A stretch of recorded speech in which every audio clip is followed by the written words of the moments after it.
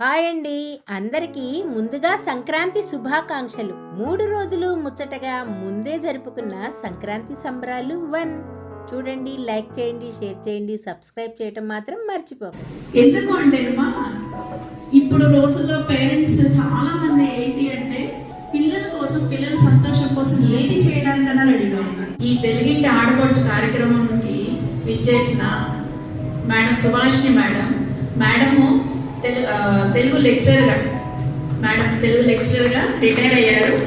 Madam video కూడా మీరు చూసే ఉంటారు. ఆవిడ మాట్లాడిన విధానం కానివ్వండి, అవన్నీ అదే స్వచ్ఛత, అదంతా మనం ఆ వీడియోలో కూడా చూసాం.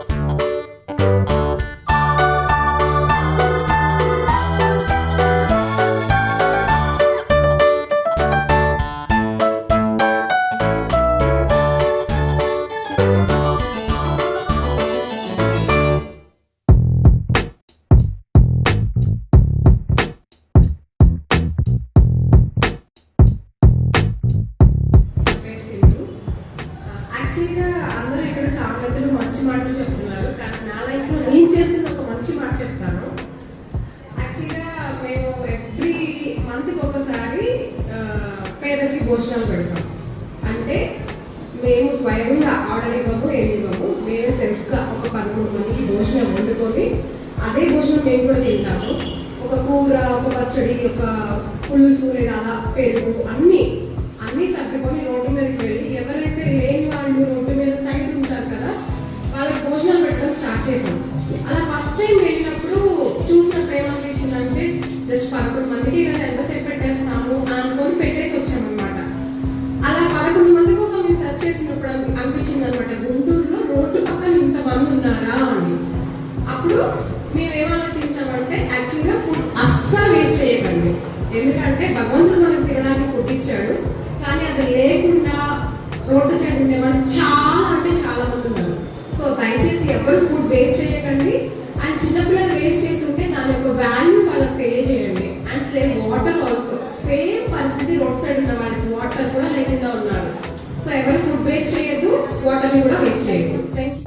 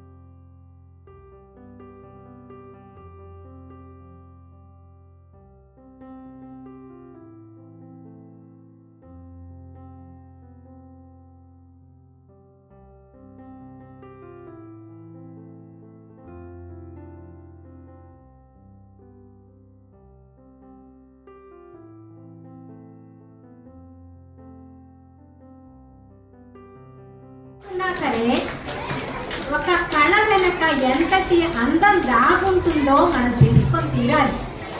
ఇది సందర్భం వచ్చింది కాబట్టి చెప్తున్నానండి. ఈవిడ చిరునవ్వు చెరగలేదు అసలు.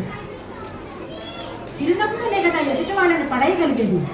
నన్ను ఈరోజు ఈ అంతగతి నన్ను పడేసిందండి. ఎంతటి చిరునవ్వు అనుకున్నారు? ఇలా నడుస్తూ ఉంటే అసలు పక్కకు కూడా తిప్పకుండా అలా నడుచుకుంటూ అలా నవ్వుకుంటూ వచ్చేసింది. ఎంతటి అందము, నగలన్నీ దిగవేసుకొని ధనలక్ష్మినే వచ్చేసిందా అన్నట్లుగా ఉంది కదా. ఆవిడకి కూడా ఒకసారి అభినందనలు తెలియజేద్దాం.